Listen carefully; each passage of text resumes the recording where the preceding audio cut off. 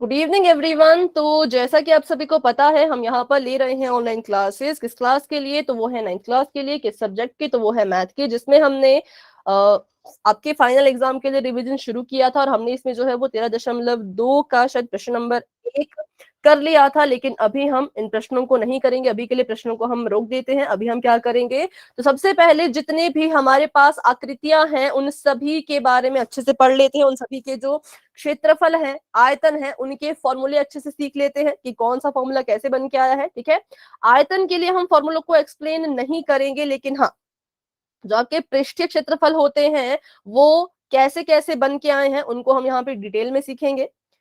और अभी एक बार स्क्रीन चल पड़े, एक मिनट। ठीक है, अभी शायद बच्चों आपको स्क्रीन नजर नहीं आएगी, 2 मिनट का मुझे समय दीजिए।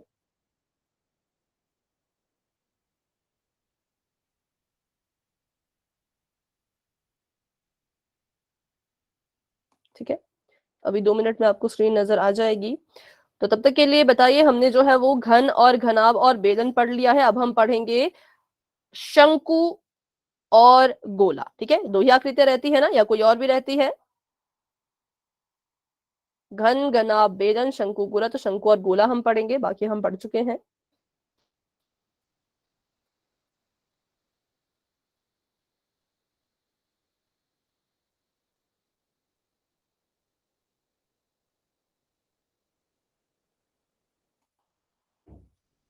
ठीक है, तो अभी आपको स्क्रीन नजर आ जाएगी, बस 1 मिनट का इंतजार। चलिए, तो अभी हम बात कर लेते हैं शंकु के बारे में कि जो शंकु होता है वो कैसा होता है और उसके जो फॉर्मूला है वो कैसे कैसे बनाए जाते हैं। ठीक है, शंकु सभी ने देखा होगा। शंकु जो है वो हम कह सकते हैं कि जोकर की टोपी की तरह भी होता है। आप जो आइसक्रीम खाते हैं, आइसक्रीम भी आपकी जो है वो शंकु वाली, जिसको आप बोलते हैं कि कोन वाली आइसक्रीम हमें चाहिए, तो कोन ही तो शंकु होता है। इंग्लिश में शंकु को हम कोन कहते हैं। ठीक है, तो ये है आपका शंकु, इसे कहा जाता है शंकु। अब हमने देखा कि जैसे हम घन और घनाभ के बारे में पढ़ रहे थे, बेलन के बारे में पढ़ रहे थे, वहां पे हमने सीखा था कि घन बनता है वर्ग से, तो वर्ग के क्षेत्रफल के हिसाब से हमने उसका क्षेत्रफल निकाला था। घनाभ बनता है आयत से, तो आयत के क्षेत्रफल के हिसाब से हमने उसका क्षेत्रफल निकाला था। अब हम बात करें अगर बेलन की, तो बेलन आपका बनता था आयत से भी और दो वृत्तों से मिलके, तो उन दोनों की मदद से हमने जो है वो आयत का क्षेत्रफल निकाला था। अब हम बात करने वाले हैं शंकु की, तो देखते हैं कि शंकु किससे बनता है। तो यहाँ पर अगर आप देख पा रहे होंगे, आपको इस आकृति में ये समझाने की कोशिश की है कि पहले शंकु ऐसा था, जब ये पूरा तैयार था तब ये ऐसा था। जब हमने इसको थोड़ा सा खोला तो ये कुछ ऐसा हमें नजर आया, और जब हमने इसको पूरा ही खोल दिया तो ये कुछ इस तरह का बन गया। तो ये एक आकृति है, इसकी मदद से जो है वो शंकु बनता है। फिर ये कह रहे हैं कि हम क्या करें अगर हम, ये एक छोटा सा कागज का टुकड़ा है, देखो यहाँ पे लिखा भी है आपको, जैसे आपकी जो बुक होती है ना उसके अगर आप ये चीजें पढ़ें तो आपको काफी कंसेप्ट समझ आ जाते हैं। तो 10th में आप कोशिश करना कि एक्सरसाइज को करने से पहले, एक्सरसाइज से पहले जो छोटी छोटी चीजें आपको दी गई होती हैं उनको पढ़ो, तो भी आपको काफी मदद मिल जाएगी। वही तो आपके सारे के सारे बेसिक होते हैं, वहीं पे आपके सारे के सारे बेसिक जो है वो छुपे हुए होते हैं। जैसे कि हम शंकु का अभी क्षेत्रफल निकालने वाले हैं। अब शंकु का क्षेत्रफल कुछ बच्चे याद कर लेते हैं, लेकिन अगर आप इसको पढ़ते, इस पेज को पढ़ते, तो आप समझ जाते कि शंकु का क्षेत्रफल आखिरकार बना कैसे, क्यों शंकु का क्षेत्रफल इतना होता है। ठीक है, तो अभी हम बात कर रहे हैं शंकु के वक्र पृष्ठीय क्षेत्रफल की। तो पहले ये कह रहे हैं कि शंकु को खोला तो खोल के कुछ इस तरह के कागज के टुकड़े में ये आ गया। फिर ये कह रहे हैं कि हमने क्या किया, यहां पर इस कागज के टुकड़े को बहुत सारे त्रिभुजों में जो है वो डिवाइड कर दिया, छोटे छोटे त्रिभुज हमने इसके बना लिए। तो यहां से मैं ये मान के चल रही हूं कि मेरा जो शंकु है वो बहुत सारे त्रिभुजों से मिलकर के जो है वो बन रहा है। मैंने इस कागज के टुकड़े के बहुत सारे छोटे छोटे से और टुकड़े कर दिए, किस आकार के, तो त्रिभुज के आकार के। अब हमें पता है कि त्रिभुज का क्षेत्रफल क्या होता है, बताइए जरा।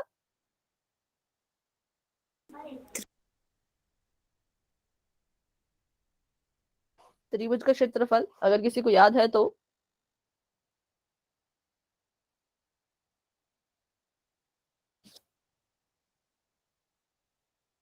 ठीक है, अगर आपको याद नहीं है तो बच्चों लिख लीजिए कि त्रिभुज का क्षेत्रफल होता है 1/2 गुणा में आधार और गुणा में ऊंचाई। ठीक है, गुणा में ऊंचाई, ये होता है आपके त्रिभुज का क्षेत्रफल। अब यहाँ पर तो ना जाने कितने सारे त्रिभुज बन रहे हैं, तो हमने देखा कि ये जो चीज होती है इसे हम कहते हैं तिर्यक ऊंचाई। जो किसमें होती है, जो शंकु में होती है, ये जो आपकी टेढ़ी टेढ़ी सी ऊंचाइयां होती हैं, इसको हम तिर्यक ऊंचाई का नाम देते हैं। तो जब मैंने शंकु को खोला, ठीक है, खोल के मैंने जब इसको ये वाली आकृति दी, तो मैंने देखा ये जो मेरी एल है, जिसको मैंने नाम दे दिया एल का, तिर्यक ऊंचाई का, ये खुल के ऐसी बन गई। ये जो आपको यहाँ पे दिख रहा है, ये इसको हम कहेंगे कि ये भी एल ही है, क्योंकि आप कंपेयर करो, ये वाली जो चीज थी जब आपने इसको खोला तो यही तो ये बनी है। क्या सभी को कंपेयर करने में आसानी हुई, कोई दिक्कत तो नहीं हुई? कंपेयर जब किया तो ये वाली जो तिरछी वाली आपकी ऊंचाई है, जिसको हम एल कह रहे हैं, वो ये बन गई, ये बन गई। और जितनी भी ऊंचाइयां यहाँ पर अब हमें दिखती जाएंगी, उन सभी को हम एल एल ही कहते जाएंगे। ठीक है, सभी को हम कहेंगे कि ये सभी क्या है, ये सभी एल है। ठीक है, इसमें यहाँ पर किसी को कोई भी दिक्कत अगर हो, कोई भी डाउट हो तो पूछ लीजिए, कोई डाउट नहीं है तो आप वाई टाइप कर सकते हैं। शंकु को खोला है तो ये वाली जो चीज है वो एल एल एल एल बनती गई, जितने भी हमने यहाँ पे त्रिभुज की ऊंचाइयां बनाई। तो यहां से हमने सीख लिया कि त्रिभुज का जब हम क्षेत्रफल, जब हम एक त्रिभुज का क्षेत्रफल निकालेंगे, मान लीजिए मैं क्या कर रही हूं, मैं इस त्रिभुज का क्षेत्रफल निकाल रही हूं, तो मैं क्या करूंगी, इसका आधार देखूंगी और इसकी ऊंचाई देखूंगी। तो इसका आधार ये है, अभी आधार से मुझे अभी कोई इतना लेना देना नहीं है। अगर मैं ऊंचाई की बात करूं तो ऊंचाई इसकी जो है वो एल है। ऐसा हर त्रिभुज में होगा, हर त्रिभुज की ऊंचाई जो है वो एल ही होगी। तो हम इसको अभी एल लिख लेते हैं। और अगर मैं बात करूं आधार की, तो अभी के लिए ये वाला जो मेरा त्रिभुज है, इसका आधार मान लीजिए B5 है, क्योंकि ये B1 B2 B3 B4, तो ये B5 हो गया। ठीक है, तो इस त्रिभुज का हो गया B5 आधार, और ये हो गया 1/2 ऐसे कैसा। लेकिन ये तो हमारे शंकु का क्षेत्रफल नहीं आया। तो अभी हमने क्या करना है, जितने भी आपको यहाँ पे त्रिभुज दिख रहे हैं, उन सभी का क्षेत्रफल निकालना है। तो अब लिख लीजिए यहाँ पर शंकु का वक्र पृष्ठीय क्षेत्रफल। और अगर बात आती है जब भी वक्र पृष्ठीय क्षेत्रफल की, तो आपकी जो आकृति होती है वो अपने सिरों से खुली हुई रहती है। जैसे कि जब हम बात करते थे घनाभ और घन के केस में, तो घन और घनाभ के केस में हम इसको नाम देते थे पार्श्व पृष्ठीय क्षेत्रफल का। तो जब पार्श्व पृष्ठीय क्षेत्रफल किसी भी घन या घनाभ का निकलता था, तो वो ऊपर से भी खुला रहता था, नीचे से भी खुला रहता था। बेलन की बात करें तो बेलन में भी जब पार्श्व पृष्ठीय क्षेत्रफल की बात करेंगे, तो वो यहां से भी खुला रहेगा, यहां से भी खुला रहेगा, तभी तो उसका पार्श्व पृष्ठीय क्षेत्रफल 2πRh आता था। देखो ये भी हम पिछली क्लास में अच्छे से कर चुके हैं। ठीक है, तो जब शंकु का वक्र पृष्ठीय क्षेत्रफल निकलेगा, तो इसका मतलब ये होगा कि ये भी ऊपर से खुला है, ये ऊपर से बंद नहीं है। ठीक है, तो अभी देखते हैं 1/2 का 1/2 ऐसे का ऐसा लिख लेते हैं। और ऊंचाई सभी की एल है, तो मान लो हमने एल कॉमन ले लिया, ऐसे मान के चलो, तो एल भी आपका यहाँ पे एक ही बार आ जाएगा। और अगर यहाँ पर देखें तो जितने भी आधार आपको दिख रहे हैं, B1 B2 B3 से लेकर के यहाँ तक के, ये सभी आधार होंगे। छोटे छोटे मैम आवाज नहीं आ रही। अच्छा, किस किस को मेरी आवाज नहीं आ रही, सॉरी आ रही है, वो वाई टाइप करेंगे जिसको आवाज आ रही है।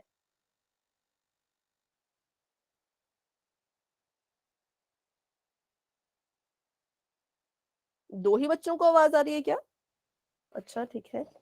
अच्छा, तो जिन बच्चों को आवाज नहीं आ रही, बेटा क्लास को एक बार लेफ्ट करके दोबारा से ज्वाइन कर लीजिए। ठीक है, तो इन सभी आधारों को अगर हम देखें, ठीक है, ध्यान से इस चीज को बिल्कुल ध्यान से समझना, इसमें कंफ्यूज मत होना, बिल्कुल आराम से इसको हम देखेंगे कि शंकु को खोला तो ये ऐसा ऐसा बन गया। ये सभी क्या है, इनके छोटे छोटे छोटे टुकड़े किए तो ये आधार बनते गए। जब इन आधारों को हमने वापस से इस खुले हुए कागज के टुकड़े को वापस से शंकु बनाया, तो जितने भी ये आधार थे ये कुछ इस आकृति के बन गए। बताइए ये आकृति क्या है, कौन सी आकृति है ये? गोला। नहीं बेटा, गोला तो पूरा ऐसा गोला ऐसा ऐसा होता है, वृत्त। ठीक है, इसको हम कहेंगे ये क्या है, ये वृत्त है।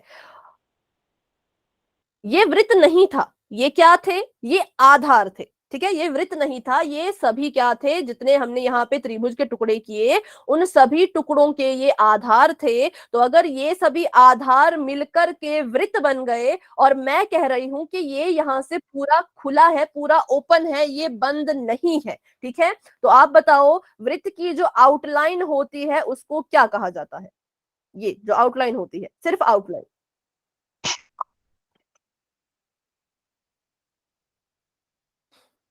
यहां से पूरा खाली है, ये आपका शंकु भी पूरा खाली है, लेकिन वृत्त की जो आउटलाइन है अगर सिर्फ उसकी बात करते हैं तो वो वृत्त की परिधि होती है, ठीक है। वैसे तो इसको हम कहेंगे कि ये वृत्त का परिमाप है, क्योंकि हमने पढ़ रखा है जब किसी भी आकृति के चार किनारों की या ऊपर ऊपर की बात होती है, बस ऐसे इनकी भुजाओं के ऊपर ऊपर की बात होती है तो वो परिमाप होता है, अंदर की बात करें तो वो क्षेत्रफल होता है। तो यहाँ पर क्या हुआ, यहाँ पर हमने देखा कि हम वृत्त की सिर्फ आउटलाइन की बात कर रहे हैं, तो ये सभी के सभी आधार मिलकर के क्या बन गए, वृत्त की परिधि बन गए। किस किस को ये समझ आया? वाई टाइप करेंगे, जिसको डाउट है वो अभी के अभी मुझसे पूछ लीजिए,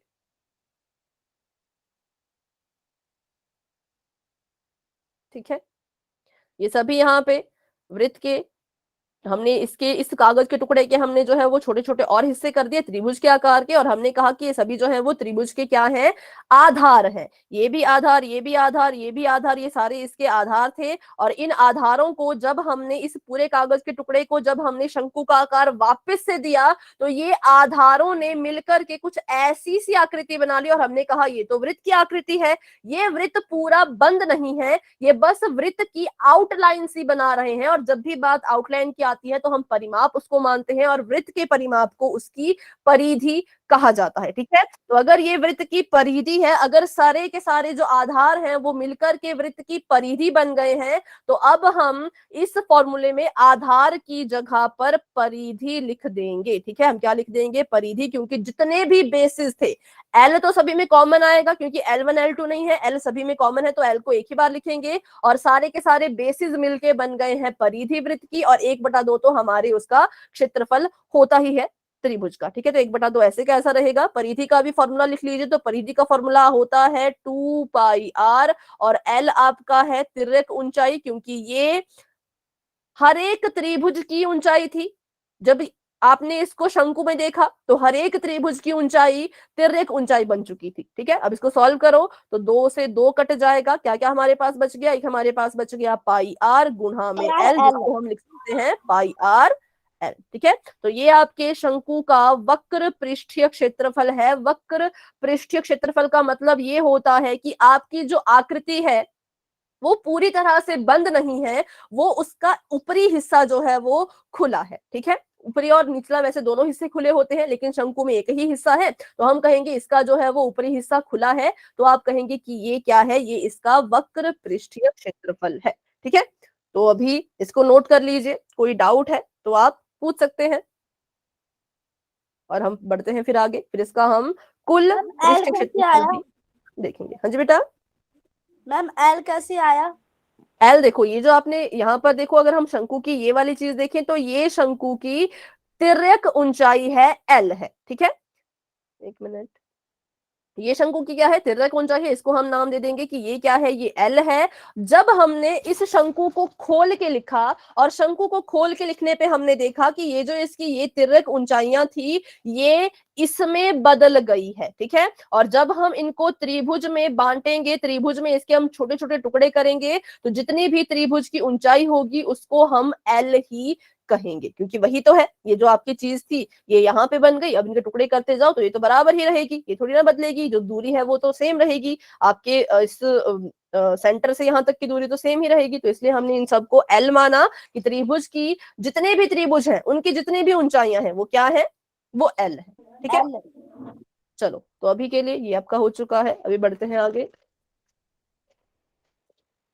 जैसे आप यहाँ पर भी देख पा रहे होंगे कि शंकु का क्षेत्रफल कैसे निकाला है, इसको देखो तो इससे आपको ज्यादा अच्छे से समझ आएगा। यहाँ पे इन्होंने लिखा है कि जितने भी त्रिभुज हैं उन सभी को जोड़ दो, ठीक है। अब पहले त्रिभुज की ऊंचाई तो एल ही रहेगी, दूसरे त्रिभुज की ऊंचाई भी एल ही रहेगी, तीसरे की भी एल ही रहेगी, अंत तक ऊंचाई एल ही रहेगी हर त्रिभुज की, लेकिन बेस अलग हो जाएंगे, B1 B2 B3 B4 B5 B6 ऐसे करते करते। और हमने कहा कि जितने भी ये बेसिस हैं ये मिलकर के क्या बना रहे हैं, ये मिलकर के बना रहे हैं वृत्त की परिधि। तो बेस की जगह पे अब हम सभी बेसों को जब जोड़ दोगे तो वो परिधि में बदल जाएगा, इसलिए हमने इसको ऐसे करके लिखा 1/2 L B1 B2 ये जो भी है ये बन जाएगी परिधि, मतलब ये बराबर आ जाएगा 2πr के, और 1/2 ऐसे का ऐसा, और ये L ऐसे 2 से 2 कट गया और आपके पास आ गया πr L। क्या?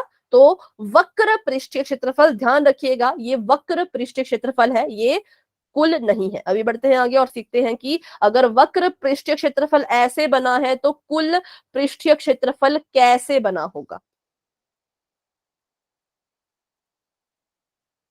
चलो, अभी हमने शंकु का वक्र पृष्ठीय क्षेत्रफल निकाला है, तो पहले फटाफट से एक शंकु बना देते हैं। और शंकु में हमें पता है कि क्या क्या होता है, एक तो त्रिभुज सा कुछ दिख रहा है ये होता है, और एक ये ऐसा कुछ वृत्त सा होता है, ठीक है। तो जब आपने इसका वक्र पृष्ठीय क्षेत्रफल निकाला तो आपने सिर्फ इतना ही क्षेत्रफल अभी इसका निकाला था, मतलब हाँ अंदर का भी इस तरफ का भी, लेकिन इसको आपने बंद नहीं किया था, ठीक है। अभी के लिए हम ऐसा मान सकते हैं कि आपने जो क्षेत्रफल निकाला वो सिर्फ इतने का निकाला। मान लीजिए जिसको मैं कलर कर लेती हूँ, ये आपका निकल गया वक्र पृष्ठीय क्षेत्रफल। लेकिन जब आप कुल पृष्ठीय क्षेत्रफल निकालेंगे तो आपका जो शंकु होगा वो पूरा का पूरा बंद होगा। इसका मतलब ये है कि ऊपर से भी इस पर जो है वो ऐसे ढक्कन लगा होगा, तो ये एक और यहाँ पर वृत्त आ जाएगा, ठीक है। अब ये वृत्त कैसा है, तो ये वृत्त पूरा बंद है। अगर हम इसका वक्र पृष्ठीय क्षेत्रफल निकालते तो ये बंद नहीं होता, इसे हम खुला ही रखते। लेकिन क्योंकि यहाँ पे बात है कुल पृष्ठीय क्षेत्रफल की, तो कुल पृष्ठीय क्षेत्रफल में आपकी जो ये आकृतियां होती हैं ये पूरी बंद होती है, ठीक है। इनको आप कहीं से भी खुला नहीं छोड़ सकते। तो अब बताओ कैसे आप इसका निकालेंगे कुल पृष्ठीय क्षेत्रफल। πr L+r। लेकिन कैसे, मतलब क्या करें अभी, क्या है वो तो चलो बात की बात है, करेंगे क्या। इतना आपने निकाल लिया है, ठीक है, हरे वाले हिस्से का आपने निकाल लिया है। कैसे आप इसका अब पूरे टोटल निकालोगे।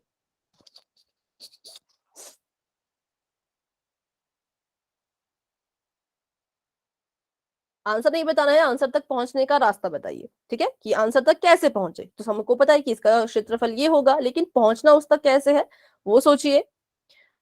अभी तक आपने बस इतना निकाला है, अभी आपको क्या निकालना है, पूरा निकालना है। तो क्या करेंगे हम, हरे वाले हिस्से में क्या कर देंगे। ठीक है, मैं बता देती हूं। अगर आप हरे वाले हिस्से में इस नीले वाले हिस्से के क्षेत्रफल को जोड़ दोगे तो आपके पास आपके शंकु का कुल पृष्ठीय क्षेत्रफल आ जाएगा, ठीक है। तो इसको लिख लीजिए, कुल पृष्ठीय क्षेत्रफल किसका, तो शंकु का। कैसे निकालना है, बिल्कुल सिंपल है। आपने इसका लगभग लगभग क्षेत्रफल तो निकाल ही लिया है। वक्र पृष्ठीय क्षेत्रफल में आपने बस इस वृत्त को नहीं गिना था, बाकी तो आपने सब कुछ गिन लिया था। तो अब आप क्या करेंगे, कुल पृष्ठीय क्षेत्रफल को निकालने के लिए आप इसका वक्र पृष्ठीय क्षेत्रफल लिखेंगे, मतलब कि हरे वाले हिस्से का आपने जो है वो पृष्ठीय क्षेत्रफल लिखना है। और उसमें अगर आप नीले वाले हिस्से के क्षेत्रफल को जोड़ देंगे तो आपके पास आपका कुल पृष्ठीय क्षेत्रफल आ जाएगा। बताइए नीले वाला जो हिस्सा है वो किस आकृति का है और उसका क्षेत्रफल क्या होगा। कौन सी आकृति है ये।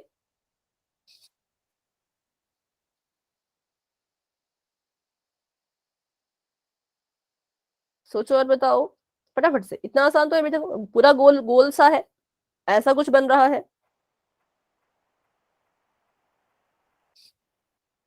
चैट में लिख लो।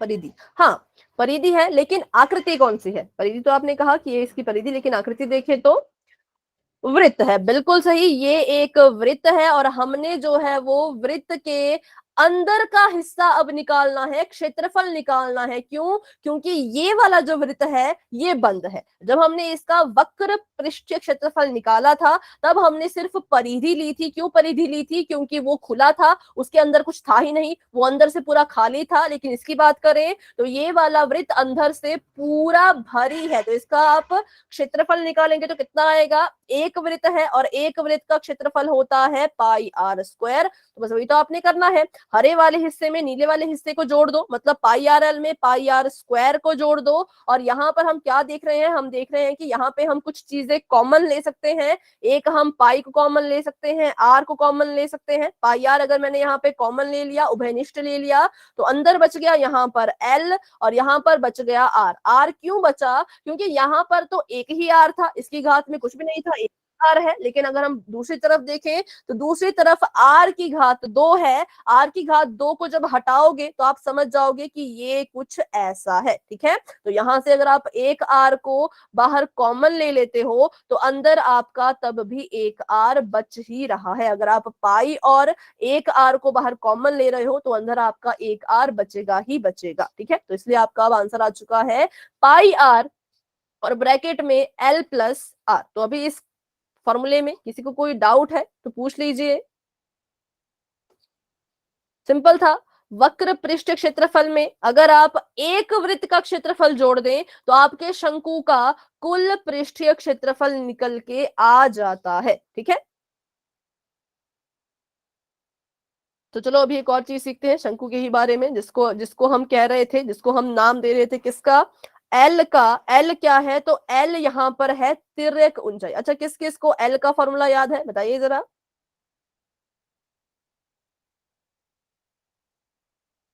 तिर्यक ऊंचाई का फॉर्मूला किसी को याद है क्या?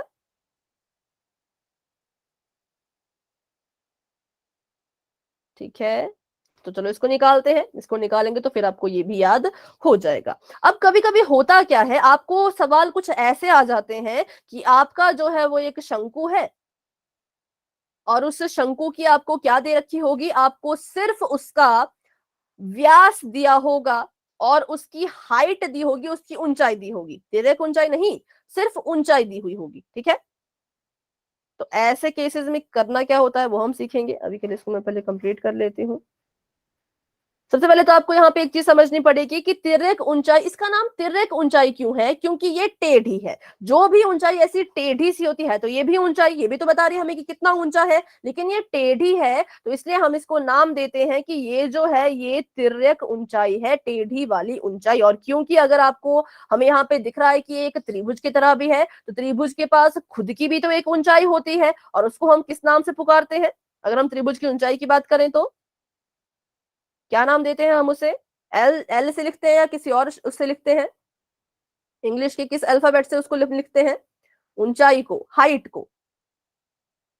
एच लिखते हैं। ठीक है, तो चलो ये मैंने यहाँ पे बना दिया। ये हमारे शंकु की कुछ चीजें हैं। ये शंकु के लिए एल है, मतलब कि तिर्यक ऊंचाई है, मतलब कि टेढ़ी वाली ऊंचाई है। ये आपके इसी शंकु के लिए एच है, हाइट है जो बिल्कुल सीधी है। और ये इसके लिए आर है, आर मतलब रेडियस है, रेडियस मतलब त्रिज्या है। क्यों? क्योंकि हम देख पा रहे हैं ये बिंदु वृत्त में बन रहा है और ये वृत्त की क्या है? अगर हम इसको देखें तो ये वृत्त की त्रिज्या है। तो हमने कहा यहां से यहां तक त्रिज्या हो गई और ये इसकी ऊंचाई हो गई, और ये भी तो ऊंचाई है पर ये तिर्यक ऊंचाई है। अब अगर हम ध्यान से देखें तो ऊंचाई हमेशा किसी भी त्रिभुज की, आप ऊंचाई देखना कभी, ऊंचाई उसी को मानते हैं जो अपने साथ 90 अंश का कोण बना रही होती है। उसके अलावा कुछ और अगर होगा तो उसको ऊंचाई नहीं माना जाता। ध्यान देना, कभी किसी त्रिभुज में आप देखोगे आपको पता लग जाएगा। ठीक है, तो वैसे ही अगर ये ऊंचाई है तो हम समझ गए कि यहाँ पे 90 डिग्री का कोण तो बन ही रहा होगा। तो अगर यहाँ पे 90 डिग्री का कोण बन रहा है तो ये किस तरह का त्रिभुज हुआ?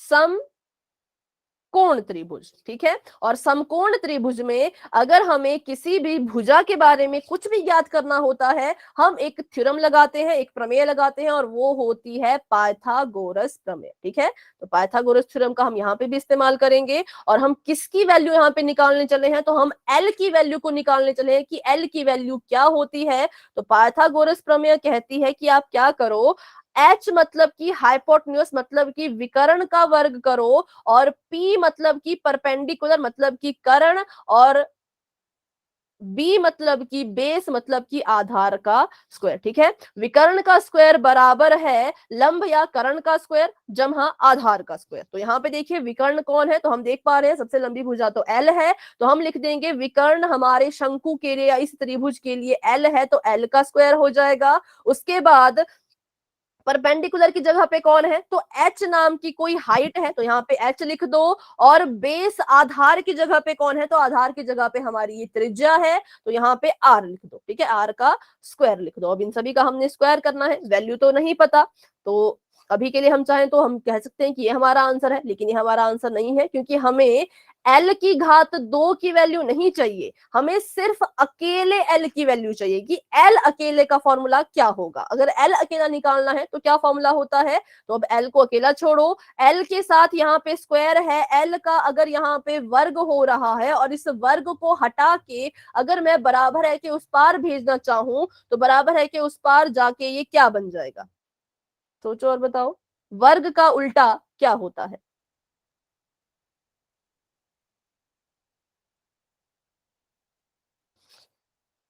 वर्ग का अगर उल्टा कर दिया जाए तो क्या हो जाता है, हाँ फिर से कहीं बेटा, आवाज नहीं आ रही, ऐसा कुछ हो रहा है क्या, मतलब मुझे आवाज नहीं आ रही। ठीक है, मैं बता देती हूँ, वर्ग का उल्टा हो जाता है वर्ग मूल। ठीक है, तो जब आप L को यहाँ पे अकेला छोड़ोगे या किसी को भी अकेला छोड़ोगे, यहाँ पे मान लो कोई भी संख्या है x होता, x का स्क्वायर हो रहा होता, तो आप क्या करोगे, x को अकेला छोड़ोगे, L को अकेला छोड़ोगे, और ये जो 2 है ये वर्ग बराबर है कि उस पार जाकर के वर्गमूल बन जाएगा, और यहां से आपके तिर्यक ऊंचाई का फॉर्मूला आपके पास आ चुका है। क्यों हमें चाहिए, क्यों तिर्यक ऊंचाई, क्योंकि आप देख पा रहे होंगे आपने जो शंकु के अभी अभी फॉर्मूले लिखे, उन दोनों फॉर्मूलों में ऊंचाई की बात कहीं नहीं की है, सभी फॉर्मूलों में एल शामिल हो रहा है, और एल का मतलब तिर्यक ऊंचाई है। इसलिए कभी कभी क्वेश्चन आपको ऐसा आता है कि शंकु का व्यास दिया होगा, ठीक है, शंकु की त्रिज्या भी नहीं दी है, आपको शंकु का कुछ भी निकालना है, आपको सबसे पहले पाई की जरूरत है। पाई की वैल्यू आपको सवाल में दी रहती है, नहीं दी रहती तो आपको याद होती है, या तो 22/7 ले लेते हो, या तो आप उसको 3.14 ले लेते हो। दूसरी चीज जो आपको शंकु के लिए चाहिए, वो आपको उसकी त्रिज्या चाहिए, त्रिज्या मतलब की रेडियस चाहिए। आपको कभी कभी सवाल में अगर रेडियस नहीं दी है, व्यास दिया है, तो आपको पता है व्यास को 2 से डिवाइड करो तो त्रिज्या आ जाती है। ठीक है, तो यहां से अगर आपको सवाल में व्यास दिया होगा, आप सबसे पहले उस व्यास से त्रिज्या निकालेंगे, और आपको मान लीजिए सवाल में तिर्यक ऊंचाई एल नहीं सिर्फ ऊंचाई दी है। ध्यान से देखना, कभी भी आप सवाल देखोगे अपने शंकु का, अगर वहां पे तिर्यक ऊंचाई नहीं लिखा है तो वो उसकी ऊंचाई नहीं होगी, अगर सिंपल ऊंचाई लिखा है तो वो एच वाली ऊंचाई आपको दी गई है, एल वाली नहीं दी है। ठीक है, तो मान लो आपको इसकी त्रिज्या भी नहीं दी थी, व्यास दिया था, व्यास की मदद से आपने त्रिज्या निकालनी है, और ऊंचाई आपको दी है मान लीजिए 10। ठीक है, और जो आपको त्रिज्या दी है वो व्यास भी आपको दिया है 10, तो बताइए त्रिज्या कितनी आ जाएगी, अगर व्यास 10 है तो त्रिज्या कितनी आ जाएगी, 5। 5। और अगर ऊंचाई 10 है तो एच तो 10 ही रहेगा, ऐसे कर। ठीक है, तो आप अभी भी रेडियस आपको मिल गई, पाई आपको मिल गया, लेकिन अभी भी आप अपना क्वेश्चन सॉल्व नहीं कर पाओगे, क्योंकि आपको एच नहीं आपको एल चाहिए। तो एल, ये 3 चीजें जरूरी होती हैं किसी भी शंकु का, चाहे आप क्षेत्रफल निकाल रहे हो, वक्र पृष्ठीय क्षेत्रफल, या चाहे आप इसका क्या निकाल रहे हो, कुल पृष्ठीय क्षेत्रफल। तो एल होती है आपकी तिर्यक ऊंचाई, ये निकालना भी जरूरी होता है। ठीक है, तो चलिए इसको निकालते हैं यहाँ पर फटाफट से, तिर्यक ऊंचाई को। तो आपको यहाँ पे आर की वैल्यू मिल गई 5, एच की वैल्यू मिल गई है 10। अब इसको आप ऐसे भी लिख सकते हो कि आर स्क्वायर पहले लिख दिया, एच स्क्वायर बाद में लिख दिया, कोई फर्क नहीं पड़ता, जमा का ही तो है। ठीक है, क्योंकि कुछ बच्चे कहेंगे कि नहीं इसका तो फॉर्मूला होता है एल बराबर है वर्गमूल r square plus h square, तो ऐसा कुछ नहीं होता, आगे पीछे लिख सकते हैं जमा के केस में। ठीक है, तो ये आपके पास एल है, एल निकालना है तो वर्गमूल करना पड़ेगा एच की घात 2 का, तो पहले एच की घात 2 में एच की वैल्यू डाल दो, तो ये आ जाएगा 10, और इसकी घात में 2। जमा का निशान बीच में है, जमा का निशान लगा दो। r का स्क्वायर करना है, मतलब कि 5 का स्क्वायर करना है। तो अभी करते हैं इनका वर्ग और फिर इनका हम करेंगे वर्गमूल। तो l बराबर है 10, 10 से 100, 5 5 25। तो अभी आपका आ गया ये कितना, L बराबर है वर्गमूल 125। अब इसके वर्गमूल को भी हल करना है, तो बताइए 125 का वर्गमूल करेंगे तो कितना आएगा। ऐसी संख्या ढूंढो जिसको उसी से गुणा करने पर 125 आता हो। तो आपको 20 तक के सभी के वर्ग बच्चों याद होने चाहिए, ठीक है। तो जैसे 10 10 से 100 होता है, 11 को 11 से गुणा करेंगे 121 आएगा, 12 को 12 से गुणा करेंगे 144 आएगा, 13 को 13 से गुणा करेंगे 169 आएगा, 15 को 15 से गुणा करोगे तो 125 आता है। तो हम कह सकते हैं कि 125 का वर्गमूल 15 है।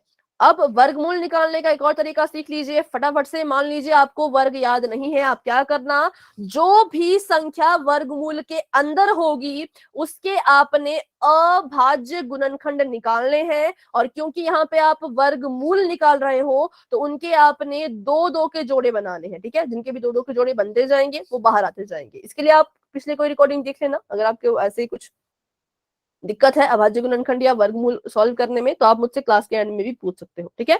तो ये था आपका पूरा प्रोसेस। इन तीनों के बारे में बच्चों आपको नॉलेज होनी चाहिए, क्योंकि क्वेश्चन आपको कभी भी सीधा सीधा सीधा नहीं आता। कभी कभी किसी सवाल में आपको एल को खुद से फाइंड करना पड़ता है, तब जाके आप शंकु के क्वेश्चन को सॉल्व कर पाते हैं, ठीक है। तो शंकु का वक्र पृष्ठीय क्षेत्रफल हमने पढ़ा पाई आर एल, कुल पृष्ठीय क्षेत्रफल हमने पढ़ा पाई आर एल प्लस आर, और इसकी हमने तिर्यक ऊंचाई का फॉर्मूला पढ़ा। तो एल वर्गमूल के अंदर आर स्क्वायर एच स्क्वायर ऐसे लिख लो, या h square plus r square ऐसे लिख लो, बात एक ही है, ठीक है।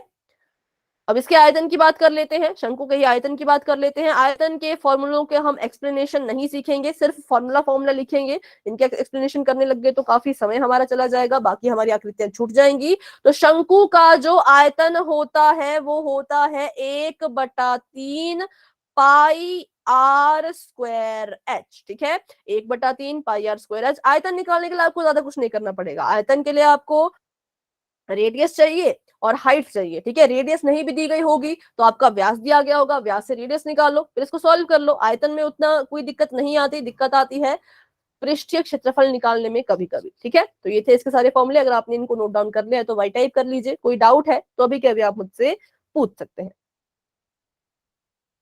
ये याद रखना है क्योंकि ये आपको एक एक मार्क्स के क्वेश्चन में आते हैं कि बताओ बेलन का कुल पृष्ठ क्षेत्रफल क्या है, ऐसे ऐसे, ठीक है। ये है वक्र, ये है कुल, और ये है आपका तिर्यक ऊंचाई,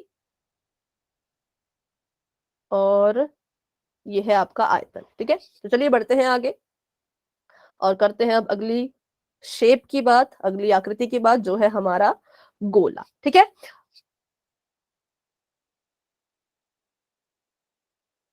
ठीक है,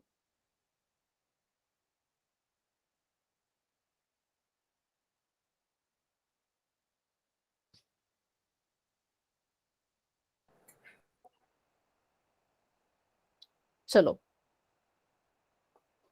यहाँ पर ये कह रहे हैं कि आपने गोला देखा होगा। गोले का जो होता है वो, उसके अगर मैं आपको एग्जांपल बताऊं तो गोले का एग्जांपल है आपकी बॉल।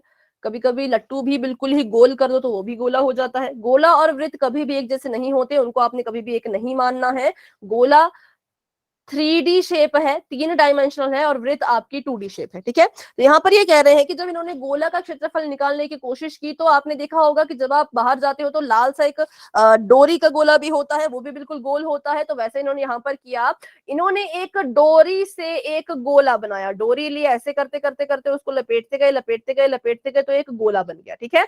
फिर उन्होंने उसी डोरी को वापस से खींचा और उस डोरी के अब वृत्त बनाना शुरू कर दिया। ये तो वृत्त बनाते बनाते उन्होंने देखा कि ये जब वृत्त बनाए तो ये डोरी जो है वो 4 बराबर वृत्तों को बना पाई, उसके बाद वो खत्म हो गई। तो यहां से हमने ये मान लिया, ये हमने माना कि आपका जो ये गोला बना है ये 4 वृत्तों से मिलकर के बना है। ठीक है, इस एक्सपेरिमेंट से या जो भी करते हैं, हमें जो भी इसको एक्सपेरिमेंट ही कह सकते हैं अभी के लिए, कि जब एक्सपेरिमेंट किया गया तो ये पाया गया कि जो गोला है वो 4 वृत्तों से बना है। अब आपके लिए बहुत ही आसान हो जाएगा गोले को समझना, क्योंकि अगर ये गोला 4 वृत्तों से बना है और अगर एक वृत्त का क्षेत्रफल होता है पाई आर स्क्वायर, ठीक है, अगर गोला 4 वृत्तों से बना है और एक वृत्त जो है वो पाई आर स्क्वायर के बराबर इसका क्षेत्रफल है, तो बताओ गोले का कुल पृष्ठीय क्षेत्रफल क्या होगा? 4πr²। बिल्कुल ठीक, 4πr², क्योंकि अगर एक वृत्त πr² है तो गोले में तो 4 वृत्त लग रहे हैं, तो इसका जो पृष्ठीय क्षेत्रफल है कुल वो हो जाएगा 4πr² के बराबर। अब देखो, अगर हम बात करें इस गोले की और अगर मैं इसको कंपेयर करूं आपके बेलन और घनाभ से और शंकु से, तो आपका जो घनाभ होता था जब हम उसका पार्श्व पृष्ठीय क्षेत्रफल निकालते थे, ठीक है, तो हम क्या देखते थे, हम देखते थे कि वो जो है ऊपर से और नीचे से खुला रहेगा। जब हम आपका बेलन देखते थे तो बेलन में भी हम देखते थे कि आपका जो बेलन है जब उसका पार्श्व पृष्ठीय क्षेत्रफल निकालेंगे तो वो भी क्या होगा, ऊपर और नीचे नीचे से खुला रहेगा। जब हम बात कर रहे थे शंकु की, तो शंकु में भी हमने देखा कि शंकु का भी एक सतह होती है जो ऊपर से खुली रहती है, तो उसको हम वक्र पृष्ठीय क्षेत्रफल कह देते हैं। लेकिन गोले में करने के लिए ऐसा कुछ है ही नहीं, तो इसलिए हम कहेंगे कि गोले का वक्र पृष्ठीय क्षेत्रफल हम निकालते ही नहीं है, क्योंकि ऐसा कुछ होता ही नहीं है। क्योंकि अगर आप देख पाए तो घन और घनाभ में ऊपर वाली चीज और नीचे वाली चीज को जब खुला छोड़ देते थे तो हम कह देते हैं कि उसका पार्श्व पृष्ठीय क्षेत्रफल अब निकालना है। बेलन में भी जब आप इसको और इसको भूल जाते थे तो इतने से हिस्से का आप कहते थे कि इसका अब वक्र पृष्ठीय क्षेत्रफल निकालना है। शंकु में भी अगर इसको इग्नोर कर दो तो आप क्या कहोगे कि शंकु का वक्र पृष्ठीय क्षेत्रफल निकालना है। पर गोले में तो इग्नोर करने के लिए कुछ बचा ही नहीं, गोला खुद ही पूरा गोल होता है, क्या इसमें इग्नोर किया जाए, तो कुछ भी नहीं बच रहा था। इसलिए हमने कहा कि गोले का वक्र पृष्ठीय क्षेत्रफल नहीं निकाला जा सकता, या होता ही नहीं है, निकाल ही नहीं सकते, इसलिए इसका कोई फॉर्मूला ही नहीं है। चाहे तो आप अपनी किताब में भी देख लीजिए, गोले के केस में वक्र पृष्ठीय क्षेत्रफल नहीं है। ठीक है, चलो, गोले का नहीं है, लेकिन हाँ अब एक और शेप आती है जिसको हम नाम देते हैं अर्धगोले का। तो अर्धगोला, सबसे पहले तो आपको पता लग गया होगा कि अर्धगोला क्या है, गोले का ही आधा टुकड़ा है। ठीक है, अर्धगोला क्या है, तो गोले को ही जब हमने आधा काट दिया तो हमारा जो है वो अर्धगोला बन गया। अगर गोला 4 वृत्तों से मिलकर के बन रहा है तो अर्धगोला कितने वृत्तों से मिलकर के बन रहा होगा? 3πr²।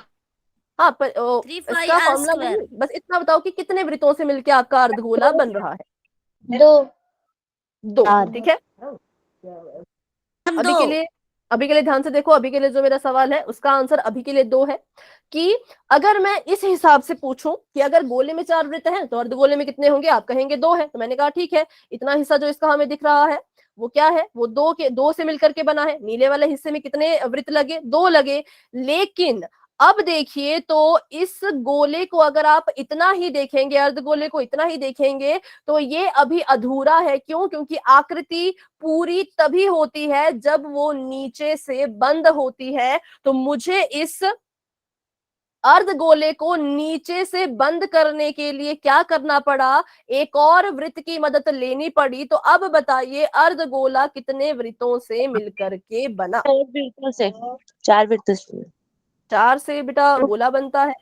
देखो, फिर से मैं आपको रिपीट करती हूँ कि नीले वाले हिस्से को बनाया 2 वृत्तों ने, क्योंकि हमने इसको गोले का आधा आधा कर दिया। ठीक है, तो 2 वृत्तों से बन गया। उसके बाद एक वृत्त हमें चाहिए इसको नीचे से बंद करने के लिए।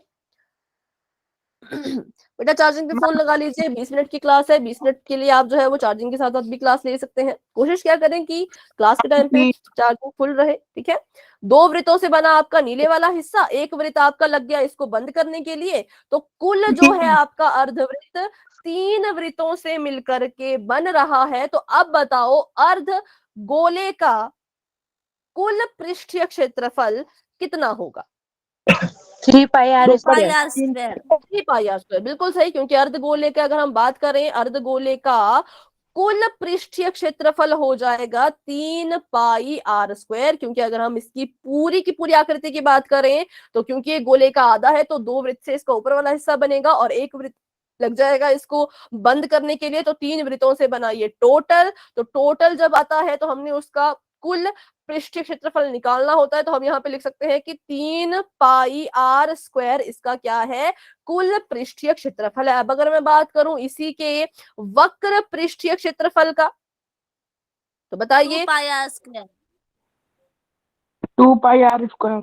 यस है, मैम। 2 pi are square. ठीक है, तो वो हो जाएगा 2 पाई आर स्क्वायर। 2 क्यों? Pi are square. क्योंकि वक्र पृष्ठीय क्षेत्रफल में क्या किया जाता है, इसको खुला छोड़ा जाता है। मतलब ये वाला जो, अब देखो ये वाला हिस्सा तो वक्र में आएगा ही आएगा, लेकिन जो इसके नीचे वाला हिस्सा है इस वाले हिस्से को अब हम खुला छोड़ देंगे। यहाँ पर हम कोई भी वृत्त नहीं लगाएंगे। तो अब हम कहेंगे कि इसका जो वक्र पृष्ठीय क्षेत्रफल है इस अर्धगोले का, वो क्या हो जाएगा, वो 2 पाई आर स्क्वायर रहेगा। क्योंकि जब वक्र की बात करेंगे तो 2 ही वृत्त इस्तेमाल हो रहे हैं, तो हम कहेंगे 2 pi are square is the right answer. ठीक है, तो ये था इसके बारे में, किसके बारे में, इनके क्षेत्रफलों के बारे में। गोले का कुल पृष्ठीय क्षेत्रफल होता है 4 पाई आर स्क्वायर, क्योंकि उसमें 4 वृत्त लग रहे होते हैं। अर्धगोले का अगर टोटल की बात करें तो 3 वृत्त लगेंगे, तो 3 पाई आर स्क्वायर, और अर्धगोले के वक्र की बात करें तो 2 ही वृत्त लगेंगे, तो 2 पाई आर स्क्वायर। ठीक है, अब बात कर लेते हैं इनके आयतन की। तो अगर मैं यहाँ पर लिखूं गोले का आयतन, मैंने कहा इसकी हम एक्सप्लेनेशन नहीं सीखेंगे, ये हमें बस याद ही करना पड़ेगा, लेकिन ट्रिक मैं आपको बता दूंगी इनको याद रखने की। गोले का आयतन, अर्धगोले का आयतन और शंकु के आयतन में एक चीज है जो कॉमन है, जो सभी में आपको नजर आएगी। तो देखते हैं उसको, शंकु का भी लिख लेते हैं।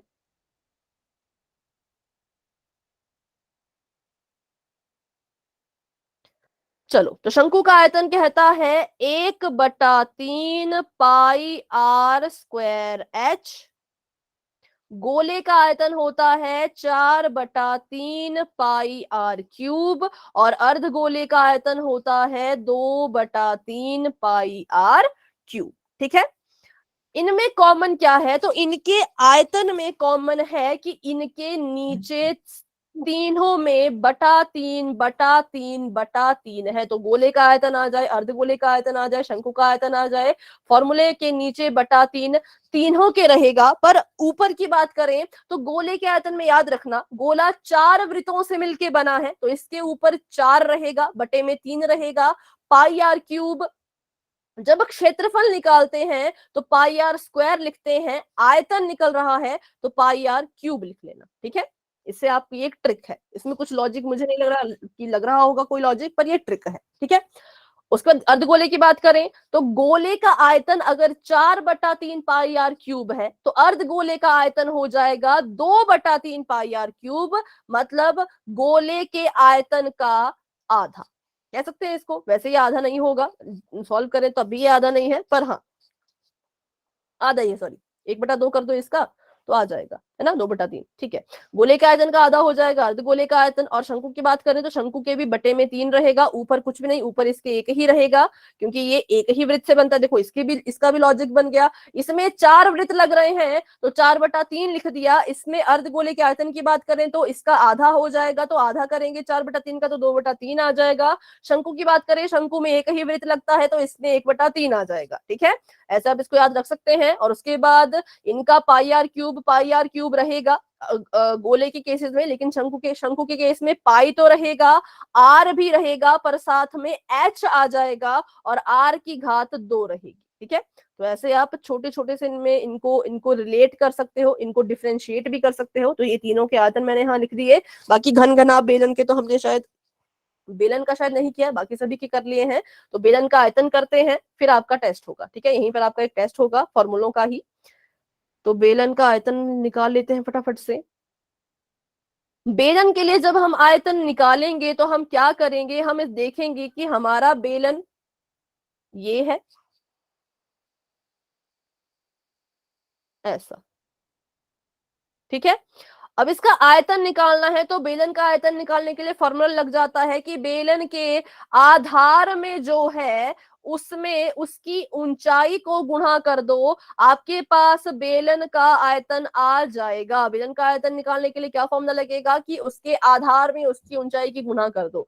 बेलन का आधार एक वृत्त है, वृत्त को हम लिखते हैं पाई आर स्क्वायर, और बेलन की ऊंचाई जो है वो एच है, तो ये गुणा हो जाएगा एच के साथ, और ये आपका बन जाएगा पाई आर स्क्वायर एच। ठीक है, पाई आर स्क्वायर एच किसका आपका आ जाएगा आयतन, तो बेलन का पाई आर स्क्वायर एच। देखो लगभग लगभग बेलन का आयतन क्या है, शंकु के आयतन की तरह ही है, लेकिन इसमें 1/3 है, इसमें 1/3 नहीं है, तो ऐसे आप इसको लिख सकते हैं। ये है आपकी बेलन का आयतन पाई आर स्क्वायर एच, ये शंकु का, ये अर्धगोले का और ये गोले का। तो आयतन भी हमने सीख लिए, घन घनाभ के काफी पहले कर लिए थे, इसलिए उनको अब दोबारा से रिपीट नहीं करेंगे। तो चलिए अभी कर लेते हैं छोटा सा एक टेस्ट।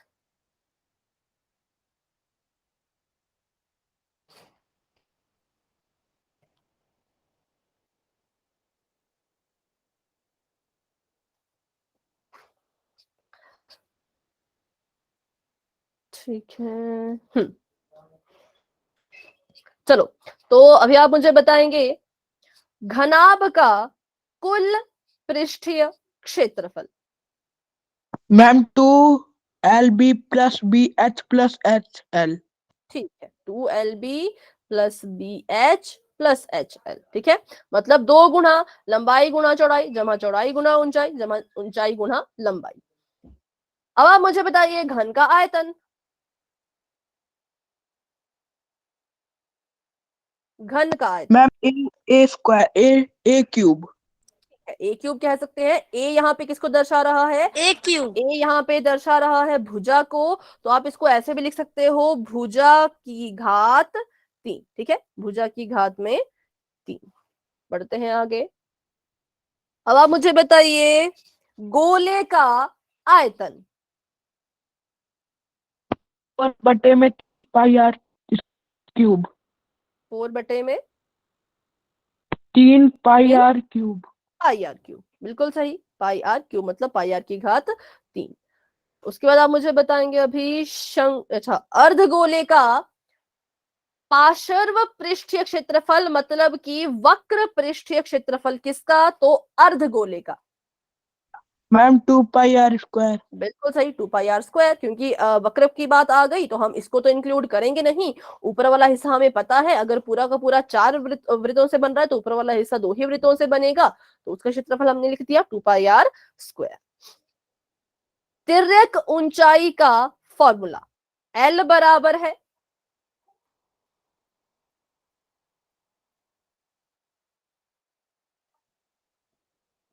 सोचिए और बताइए। तिर्यक ऊंचाई निकालने का फॉर्मूला स्क्वायर बराबर में R² + H²। h² जमा r² L²। लेकिन L की निकालनी हो वैल्यू तो L का स्क्वायर हटाना हो, L का यहाँ पे वर्ग हो रहा हो, वर्ग को बराबर है कि उस पार भेजना हो, तो वर्ग का उल्टा हो जाएगा, तो वहां जाके क्या बन जाएगा, वर्ग। हाँ मैम, और बताओ। वर्गमूल, वर्गमूल। ऐसे। ठीक है, वर्गमूल। चलो अब मुझे आप शंकु का ही कुल पृष्ठीय क्षेत्रफल बताइए। Pi r l. कुल कुल कुल πrl। बेटा, पूरा total. πr pi r l plus r. ठीक है, pi r l plus r. इसका हो गया पाई आर स्क्वायर, इसका था पाई आर एल, दोनों को जब जोड़ दिया तो पाई आर आ गया कॉमन और अंदर बच गया एल प्लस आर। गोले का कुल पृष्ठीय क्षेत्रफल 4πr²। ठीक है, 4πr²। उसके बाद बेलन का कुल पृष्ठीय क्षेत्रफल 2πrh। नहीं, 2πrh बेटा 2πr प्लस में स्क्वायर। चलो ठीक है, मैं आपको हिंट देती हूँ फिर बनाना। इतने हिस्से का क्षेत्रफल है 2πr(h), इसका क्षेत्रफल है πr², इसका भी क्षेत्रफल है πr²। अब तीनों को जोड़ो और बताओ क्या बनेगा।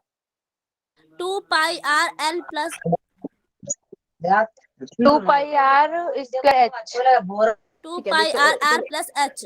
इसको बनाते हैं, इसको बनाते हैं। हम इसको लिखेंगे 2πr(h) जमा plus pi r r plus square, जमा पाई आर स्क्वायर। अब 2πr(h) को एक बार लिख लेंगे ऐसे, पाई आर स्क्वायर में एक और पाई आर स्क्वायर जमा हो रहा है, तो ये आ जाएगा 2πr²। अब इसमें से कुछ कॉमन ले लेते हैं, तो कॉमन हम ले लेंगे 2πr कॉमन आ जाएगा ना, और अंदर बच जाएगा h जमा में r। तो ये आपका बन गया बेलन का कुल पृष्ठीय क्षेत्रफल। ये 2πr(h) था, ये πr², ये भी πr²। जब जोड़ा इनको, जोड़ करके वैसे तो ये ऐसा आएगा, लेकिन कॉमन ले लिया तो कॉमन निकल के फिर ये ऐसा बन जाता है। ठीक है,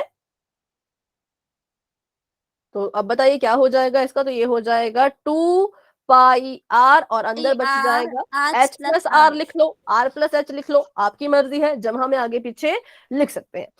बेलन का आयतन, बेलन का मैम पाई πr²h। ठीक है, इसका बेस, इसका आधार है πr², इसकी ऊंचाई है h, तो ये आ गया πr²h। घनाभ का पार्श्व पृष्ठीय क्षेत्रफल,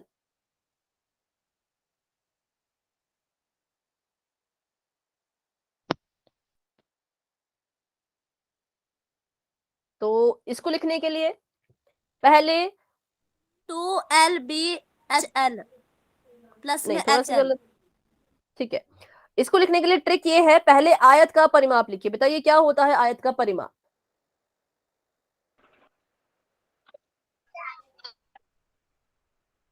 आयत का परिमाप क्या होता है? 2 गुणा मैम 2 गुणा हाँ, 2 l गुणा b। लंबाई जमा चौड़ाई। ठीक है, l प्लस Right। बी। ये लिख दिया आपने आयत का परिमाप। कब? घनाभ के पार्श्व पृष्ठ क्षेत्रफल के लिए। इस आयत के परिमाप में ऊंचाई की गुणा कर दो, ये आपके घनाभ का पार्श्व पृष्ठीय क्षेत्रफल आ जाएगा। तो ये है पूरा का पूरा इसका आंसर, 2 गुणा लंबाई जमा चौड़ाई गुणा में h, ये आपके घनाभ का पार्श्व पृष्ठीय क्षेत्रफल है। चलिए लगे हाथ, घनाभ का ही आयतन बता दो। मैम l गुणा b गुणा ठीक है, एल गुणा बी गुणा एच, लंबाई गुणा चौड़ाई गुणा ऊंचाई, उससे आपकी घनाभ का आयतन जो है वो आ जाएगा। घन का पार्श्व पृष्ठीय क्षेत्रफल, 6a square। पार्श्व बेटा, पार्श्व में कितनी सतहें इस्तेमाल होती हैं? सिर्फ 4। ठीक है, अब बताओ। और a square। हाँ, 4 गुणा भुजा का स्क्वायर। और अगर मैं बात करूं घन के कुल पृष्ठीय क्षेत्रफल की, तो 6a square। 6 गुणा भुजा का स्क्वायर।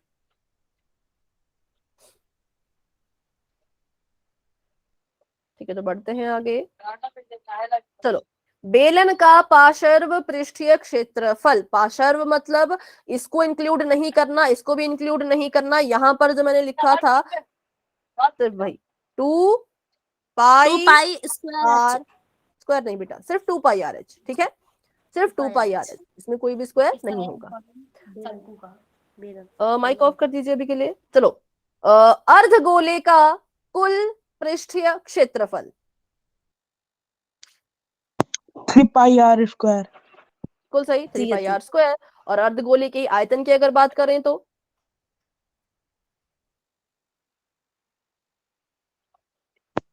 2/3 पाई r। 2/3 पाई r क्यूब। पाई r क्यूब। शंकु का आयतन, 2